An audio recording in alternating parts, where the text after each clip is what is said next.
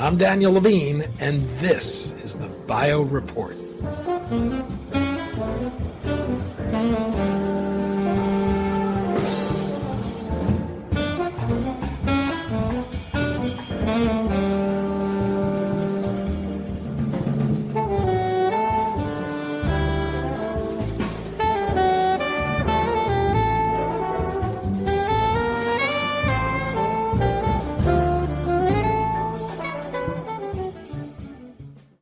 Some 100 trillion gigabytes of data are created and consumed each year, an amount that's expected to double by 2025.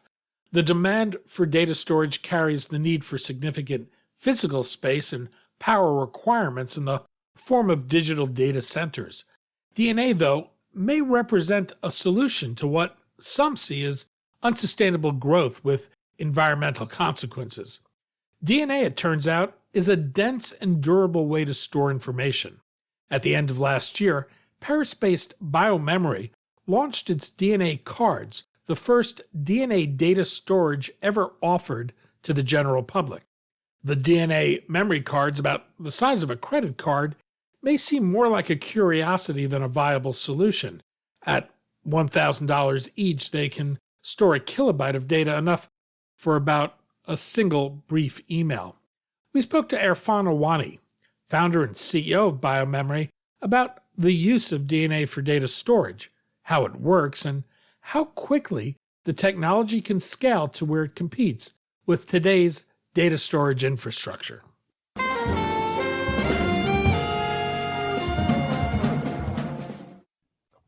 Irfan, thanks for joining us. Hello, how are you? We're going to talk about using DNA to store data, how it works, and why it has distinct advantages over current electronic data storage. Let's start with the way data is generally stored today and the financial and environmental cost of storing all of that data that way. How much data storage is used today, and how is that growing? Well, this is an interesting question because we know that we produce every year around 100 zettabytes. However, we don't store all those 100 zettabytes because it's costly. So we know that currently installed storage capacity is around 7 zettabytes only. And what is a zettabyte for listeners who may not be familiar with that? Of course. So in 1 zettabyte, you have 1,000 exabytes. And of course, an exabyte also, it's a bit something so different from what you hear every day. So in 1 exabyte, you have 1,000 petabytes, and in a petabyte, you have 1,000 terabytes. So it means that in 1 zettabyte, you have 1 billion hard drives from your typical laptop. 1 billion, okay.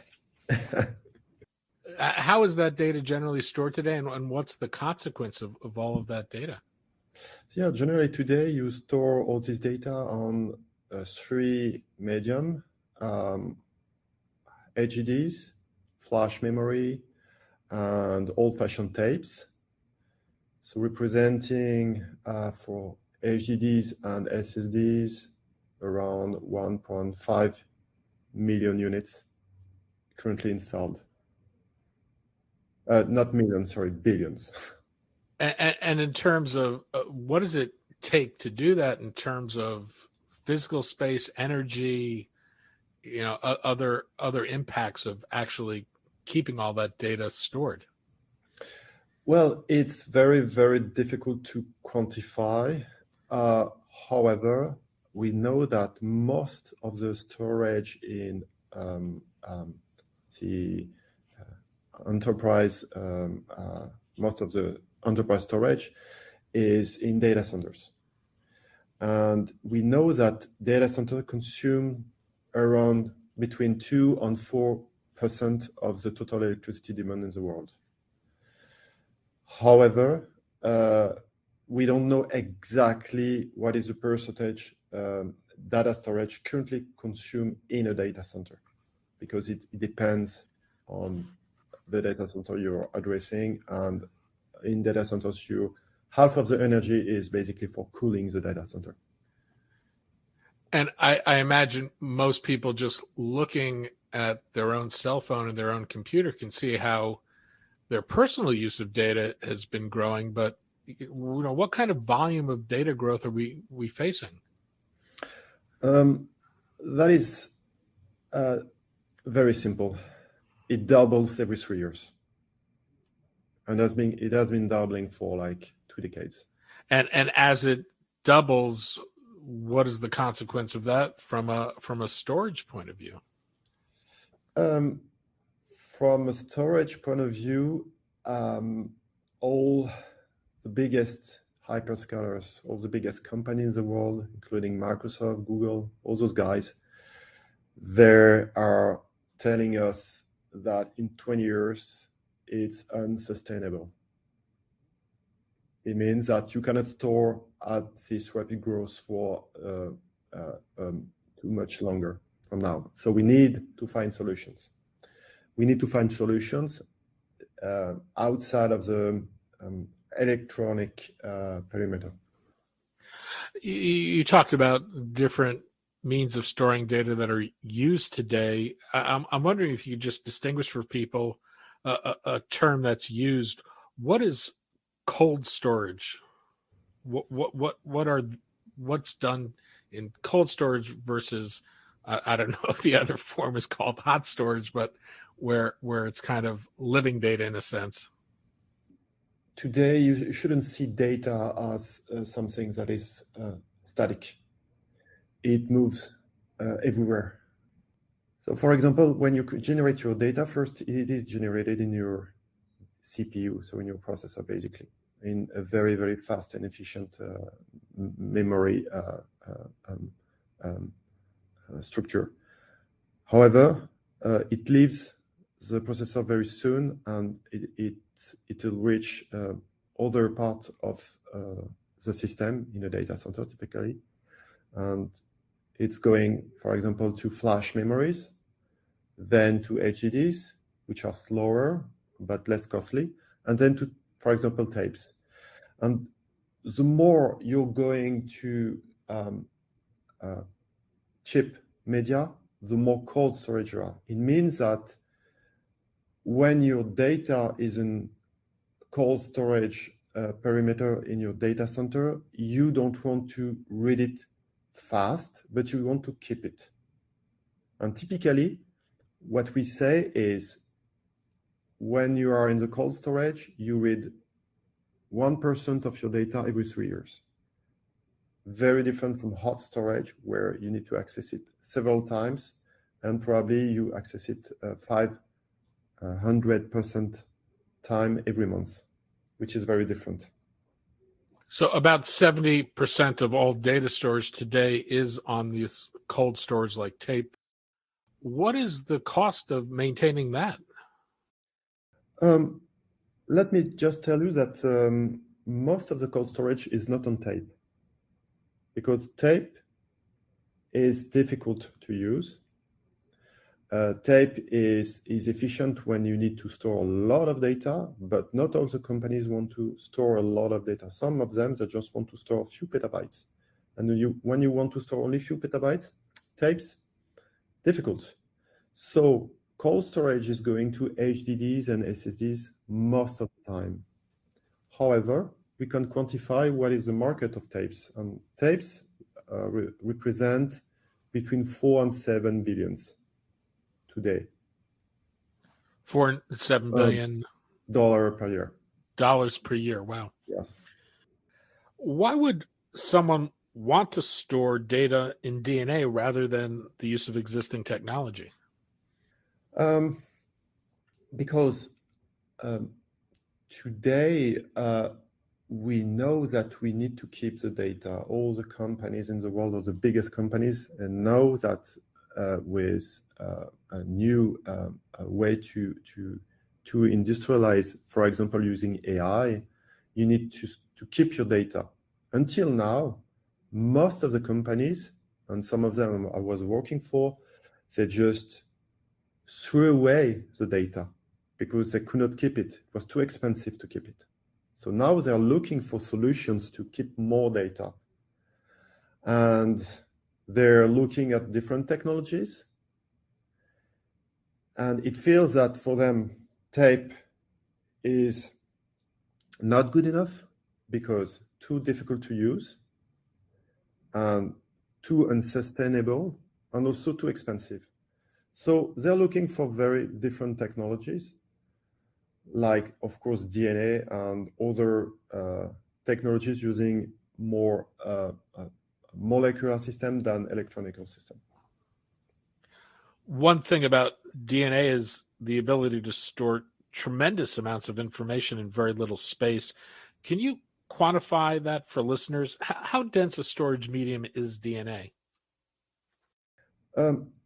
Basically, if you do the theory, it's 1 zettabyte per gram, but that's just theory. In reality, you could put 1 exabyte of data in a single rack of a data center. So it is just to help you understand.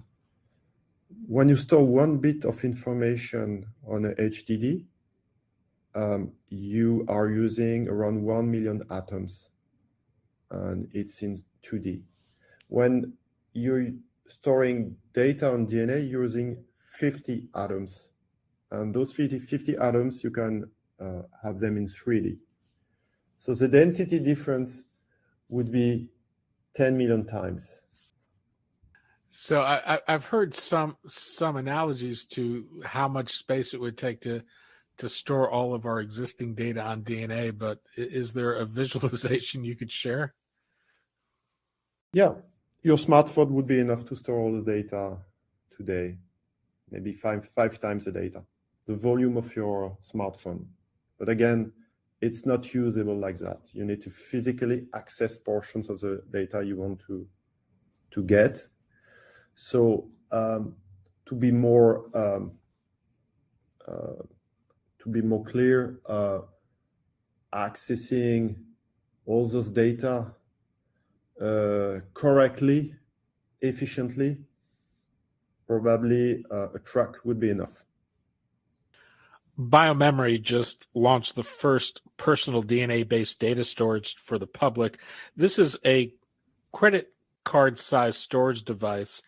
How does it work? Walk us through the process of storing a message and recalling it.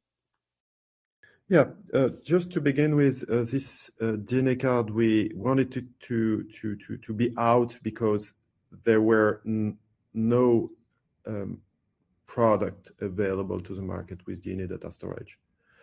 Only proof of concepts, and we wanted to be not to be the first, because that was not really in our mind, but to prove that it's possible to have a product consumer-oriented with DNA data storage. So to get your DNA card and to get this information on a DNA card, this is rather simple. You have your data, your message, for example, a text file, and you put the text file in our system, and our system will translate this text file into a succession of ATCNGs representing the nucleic acids of the DNA. And then using a robot, we manufacture the molecules and put the molecules dried into a single well, and this well is placed in a chip, and the chip on a frame that look like a banking card. We choose the banking card because we think that it fits very well in a wallet. And then we send 2 of those cards, identical cards, to the consumer, because we want the consumer to be able to read it back. And today, reading your chip on the DNA card is destructive. So we gave the option to the consumer to read it back, and we teamed up with a big laboratory to do so. The BioMemory device cost almost $1,100 and can store the equivalent of a kilobyte of text, roughly a short email message. From a practical point of view, it doesn't appear that this would be a big market demand, but what's the point of releasing this as a commercial product now? There were no complete integration of any DNA data storage product on the market. And we wanted to start with something, to have KPIs on something and improve it every 3 months. That's what we are doing. So today it's 1 kilobyte with what you can say everlasting data, which is enough for some of the use cases. Some of our clients, we have more than 100 clients now of this DNA card. It wasn't expected at all. We prepared ourselves for maybe 10 clients, and we have 100, a lot more than 100 actually. But it is a starting point to do something. So next year, we'll get from 1 kilobyte to 180 megabytes. And then we'll improve it each year until reaching data centers with a system that is more complete, capable of handling 1 exabyte. And what do you expect the market for DNA storage to ultimately be, and who would the likely customers be? You will have two very different customers. So we've been talking about data centers. We call it cloud-based customers. So basically, you have today 8 million data centers. 500 of them are the biggest data centers from hyperscalers like Azure, Google, or AWS. And those guys are looking for very scalable systems to store a maximum of data for the minimum price. So this is one kind of customer. We also have companies that are today trying to store more data, like car manufacturers, like plane manufacturers, banks, all those guys. And on the other side, we have customers that are doing edge computing. So they need to store data on outside of the data centers and directly on objects. And those guys are looking for smaller amounts of data on DNA, but invisible and capable of being directly in an object. So we call it edge computing, edge storage computing. There are a number of qualities people will look for in a data storage media. This includes things like reliability and security. How does DNA measure up in that regard? DNA can be preserved, and it's proven. DNA can be preserved for 1 million years, depending on how many molecules you put in your well. So you can put identical molecules of your DNA data storage in a single well and preserve it for 1 million years. If you don't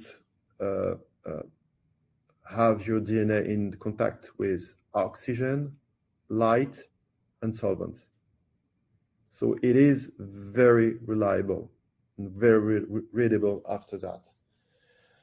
From a security perspective, what is interesting with DNA, if we want to add a layer of security compared to what is existing today on the traditional storage media,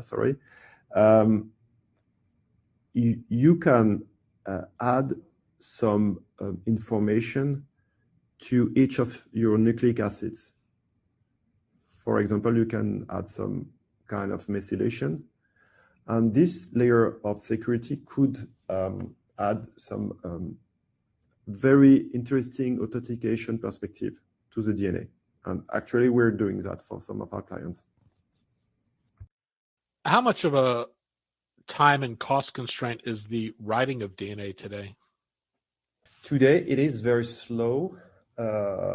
We do it in our laboratory with our own robots, but what we're now building is a new system that can parallelize building the different molecules of DNA data storage.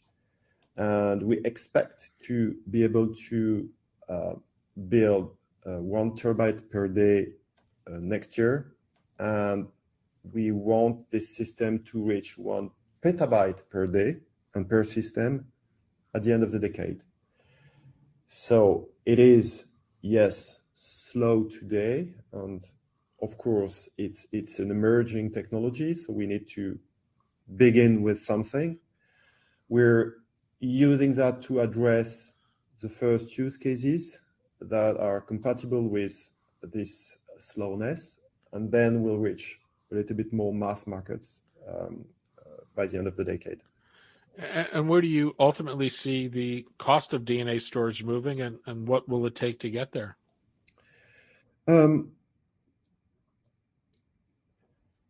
It's possible to reach 20 cents per terabyte, which is a lot less costly than SSDs, for example, which is today $60 per terabyte.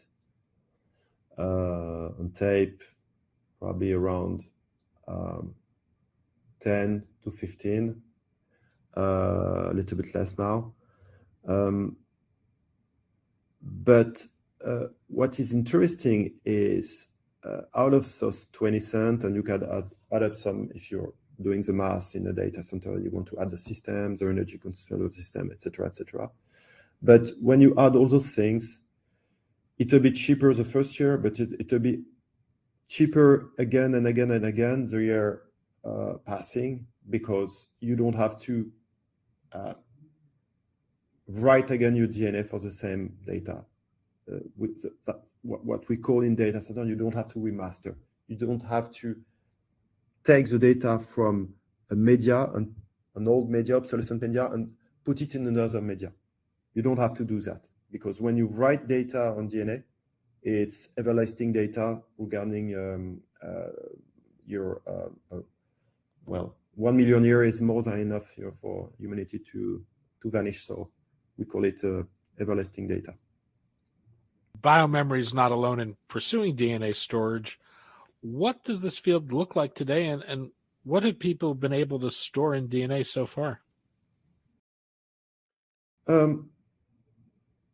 We know how to synthesize DNA. We've been knowing that for 40 years now, I think. But we've been using petrochemistry to achieve DNA synthesis. This is not scalable because when you're using petrochemistry, it has a cost of manufacturing, a cost of recycling. It's not sustainable, so it doesn't work. So most of the companies doing DNA data storage, they are doing petrochemistry. It means that they won't achieve scalability very easily. So we understood that in the first weeks building BioMemory, and we moved out completely from petrochemistry. And we're using biosourced materials to build our DNA molecules. So it means that it's possible to scale. And this is our main difference with any company in this field. There is a second difference. What we do is biosafe. It means that we are not playing with genomics. We're not doing genes. We're not doing base per base. We're doing block per block. And our block, even if you modify them, they cannot code for any protein. It means that this DNA cannot be expressed, and we cannot code for a virus or a toxin that could be harmful for nature. So those two differences, I think, are very important for the market. And when we see customers are asking us those two things first, how do you scale and how do you secure your DNA? Is it alive? This is the first question I have in meetings. Is your DNA alive? No, DNA is a molecule, and our molecule cannot be handled by life. It's impossible. Is there some tipping point you see us working towards? What will it take to turn this into a broadly used technology? To reach mass market, of course, there is first a question of price. If the price is not below, and we estimated the price should be below $2, won't work for the mass market. And this is not enough. Price is not enough. The main challenge is to integrate all those very different technologies into a single system to correctly handle DNA. For example, the writing process of DNA is very different from the reading process. Those two technologies are very different. On one side, you have polymerization. On the other side, you're using, for example, nanopores. Two different technologies that today do not work together. And then you have to interface with existing technologies in data centers, for example. And data centers and the storage industry it's a very old industry. So those guys, they have a lot of standards, and you need to be compatible with those standards to start with. If you do not, well, DNA data storage will stay in laboratories, and we don't want that. What do you think DNA storage will ultimately enable us to do? Ultimately, what I see in DNA data storage is not the storage itself. I see it as part of what I call molecular computing.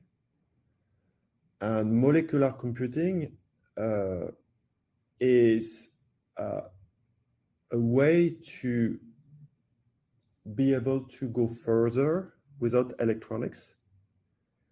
Today, for example, we have a hype with AI, but we need to train your AI. And to train your AI, you need, of course, a large data set, and then you need to compute on the data set. And ultimately, what I see with DNA is, of course, large data set of storage, but a way to compute it. I mean, DNA can be computed by bacteria, for example. And bacteria, you can grow them. You don't have to build them like transistors in a processor. So it's highly effective when you need to compute. You can parallelize a lot. And what I see is the same power in a single mug you have on your table, on your desk, than you can have with hundreds of meter of NVIDIA H100 cards and 500 million data center with it. So for example, just your brain is capable of compute like better than a supercalculator on some aspects. And it takes only 20 watts to do that. Only 20 watts. So for me, all those molecular technologies, and I put DNA in those technologies, it's a way to compute. First to store, then to compute. BioMemory at the end of 2022 raised $5.4 million in a seed financing round. How is this funding being used, and how far will it take you? We use this funding to build a team of experts, mostly biologists.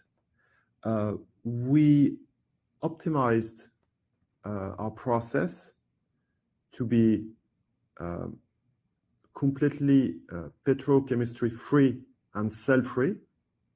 So it's compatible now with data centers on the process side. However, now we're mutating this team into a system team. So computer scientists and storage experts teaming up with biologists to build the first readily available system, storage system for data center.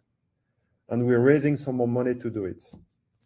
Erfan Awani, president and co-founder of BioMemory.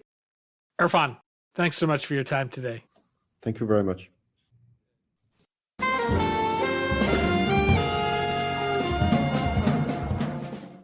Thanks for listening. The Bio Report is a production of the Levine Media Group. To automatically download this podcast each week, subscribe to our RSS feed or through iTunes or other podcast manager. To join our mailing list, go to levinemediagroup.com. We'd love to hear from you. If you want to drop us a line or are interested in sponsoring this podcast, send an email to danny@levinemediagroup.com. Special thanks to Jonah Levine, who composed our theme music, and the Jonah Levine Collective, which performs it.